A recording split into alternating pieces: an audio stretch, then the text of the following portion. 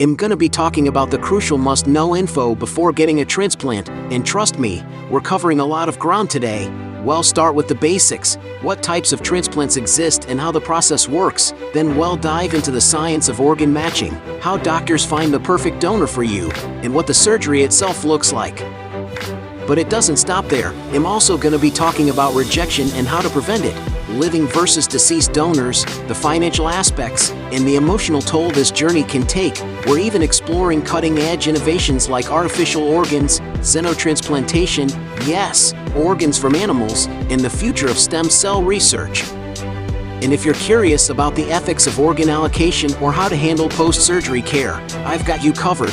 Whether you're considering a transplant, supporting someone who is, or just curious, stay with me because this video is packed with everything you need to know to navigate this life-changing process. Before we dive in, if you find this video helpful, make sure to smash that like button and subscribe to our channel. Did you know that over 100,000 people in the US are waiting for an organ transplant right now? Crazy, right? But hey, here's a fun nugget for you. Just one organ donor can save up to 8 lives. That's like being a superhero, and all you need to do is sign a little card. And here is another mind-blowing fact. Did you know that your body can actually generate a new liver if you're a healthy donor? That means you could donate part of your liver, and both you and the recipient can live happily ever after. It's like a win-win situation. Before we get right down to business, let's sprinkle in a few more fun facts. Here is one that might surprise you.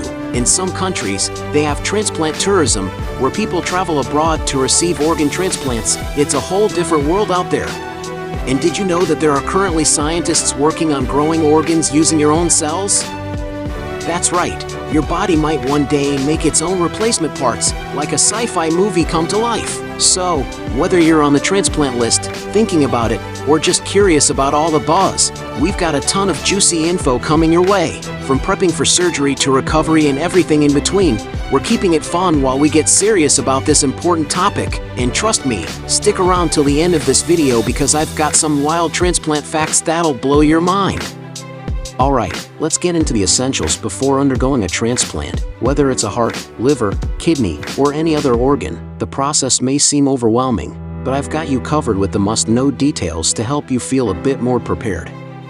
First up, the evaluation process. Before anything happens, your medical team will run a whole bunch of tests to make sure you're a good fit for the transplant. They'll be checking your overall health, think blood tests, scans, and even psychological evaluations to make sure you're ready, both physically and mentally.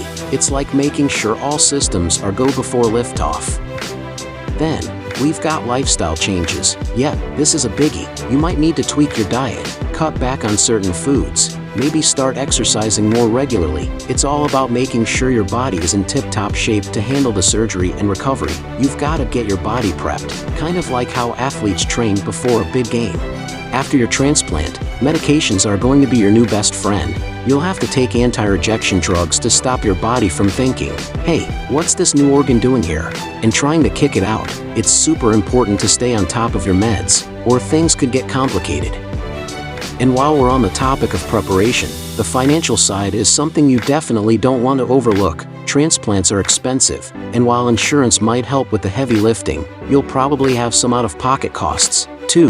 Make sure to talk with your healthcare team about any assistance programs. They're there to help you figure it all out. Emotional prep? Totally necessary. This is a life-changing procedure, and it can be tough mentally. That's why having a solid support system, whether it's family, friends, or even a support group of people who've been through it is crucial. You don't have to go through this alone, and having someone in your corner can make a huge difference. These essentials before surgery are all about getting your body, mind, and finances in order and knowing what to expect so you feel as ready as possible. Now let's shift gears a bit and talk about something that often leads to confusion, misconceptions and reality. You know, those common myths that can make the whole process seem even more daunting. So, buckle up as we separate fact from fiction. Now that we've tackled the essentials, let's dive into some of the most common misconceptions about transplants. First up, if I get a transplant, it'll be back to normal in no time. This is a biggie. While we all wish for a magic wand to wave away our health problems, the reality is that recovery can take time. Sure, many people do feel better after a transplant, But it's not a one-and-done deal. There will be follow-up appointments, medications, and lifestyle adjustments. Think of it like a new chapter in a book. You need to read a bit more before you reach the happy ending. Next misconception: transplants are only for the elderly or really sick people. It's all about who needs a new organ, not about how old they are. So, whether you're 25 or 75, if you need a transplant, you're in the running. Here is another one: living donors are putting themselves at huge risk. While it's true that being a living donor isn't a walk in the park, most donors do just fine after giving a kidney or a piece of their liver.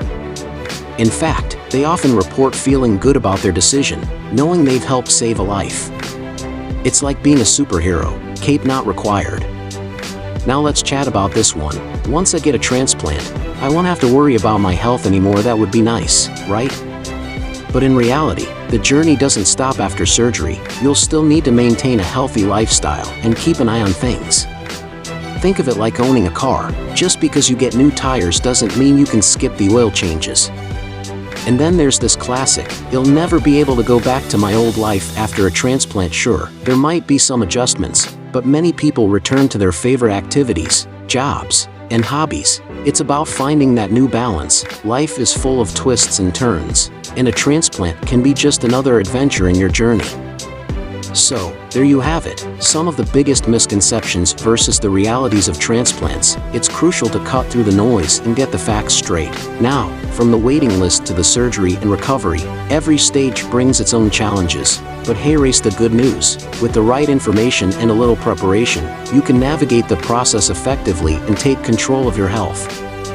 Whether you're on the waiting list, preparing for surgery, or looking forward to recovery, knowing what to expect can empower you. The journey might seem daunting, but together we'll break it down step by step. So, let's get into the nitty-gritty of what happens during the transplant process and how you can set yourself up for success post-surgery. Ready? Have you ever wondered how doctors find the perfect organ match? It's all about science. Factors like blood type, tissue compatibility, and antibodies come into play. Doctors work to ensure that the donor organ won't be rejected by your body. This process involves some high-tech tests and, of course, a bit of luck. There are 4 main blood types: A, B, AB, and O. Each type can have a positive or negative Rh factor, which makes it all a bit more complex. The closer the match, the better the chance of a successful transplant. And while we're talking science, let's not forget about the importance of genetics. If you have a family member who is a match, it can make the process much easier. Remember, this is all about teamwork between you, your doctors, and your support network. So there you have it, behind the scenes of organ matching. Next up, we're going to talk about the transplant surgery itself and what you can expect on the big day. Alright, let's shift gears and talk about what happens during the actual transplant surgery. This is the moment you've been waiting for, and I want you to feel as prepared as possible. First things first, you'll be put under general anesthesia, so you won't feel a thing. The surgical team will then make an incision to access your organ.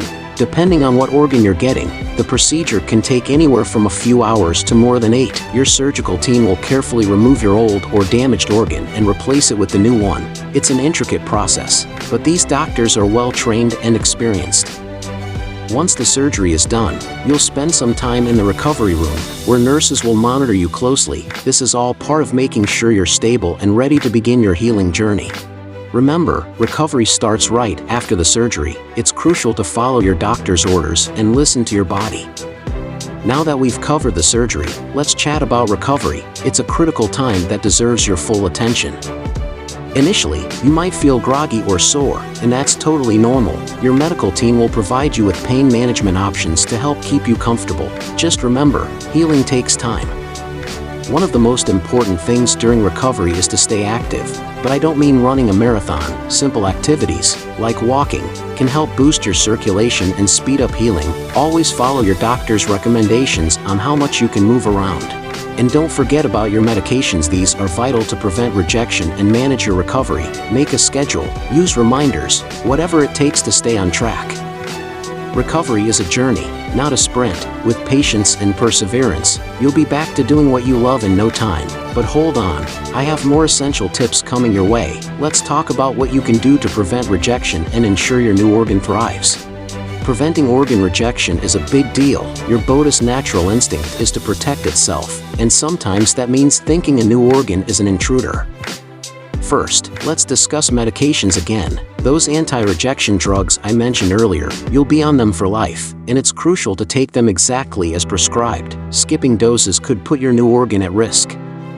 Additionally, regular checkups with your healthcare team are essential. They'll monitor your organ function and make any necessary adjustments to your medication. It's like having a pit crew for your new organ. And don't underestimate the power of a healthy lifestyle. Eating well, exercising, and avoiding harmful substances can all contribute to the success of your transplant. Remember, your new organ is a team player. Treat it well. Organ rejection is a real concern, but with vigilance, support, and the right care, you can give your new organ the best chance at thriving. Now, let's talk about living versus deceased donors. What's the difference and why does it matter?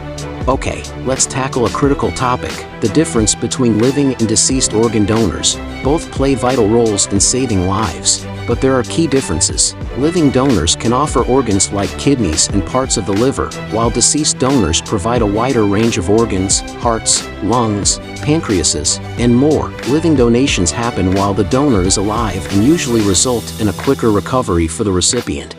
Now, deceased donations are often a result of tragic circumstances, but the gift of life from these donors can save multiple lives. The need for both types of donations is critical, and awareness can lead to more lives being saved. It's essential to have conversations about organ donation with your loved ones. Don't shy away from it. Discuss your wishes and encourage them to think about their choices. Living or deceased, both types of donors play an invaluable role in the transplant community. They are heroes in their own right, and their selflessness makes a world of difference for those in need. And now, let's shift our focus to the future and explore some exciting innovations in transplantation. There are some groundbreaking innovations happening in the field of transplantation that could change the game. First up, 3D printed organs. Yes, researchers are working on printing organs using cells from patients. Imagine a world where your own cells create a new organ. How cool is that? Next on the horizon is xenotransplantation, which involves using animal organs for transplantation. Researchers are exploring the possibility of using genetically modified pig organs to bridge the gap for patients in need. It's wild, but it could save lives. And let's not forget about stem cell research. Scientists are making strides in using stem cells to regenerate damaged organs, which could revolutionize the entire transplant landscape. The future is looking bright for transplantation with these innovations. We could see a decrease in waiting times and a higher success rate. Wow, we've covered a lot today, from the essential steps before a transplant to the emotional journey and exciting innovations in the field. I hope you feel more informed and empowered. Remember, you're not alone. Reach out, educate yourself, and lean on your support network. And yeah, you that are out there watching this content just for fun or for the sake of knowledge, I see you also. So if you all found this video helpful, please smash that like button and subscribe to our channel. And if you have questions or topics you want us to cover, drop them in the comments below. Your health journey matters, and we're here to support you every step of the way. Thanks for watching, and until next time, take care of yourself and keep learning.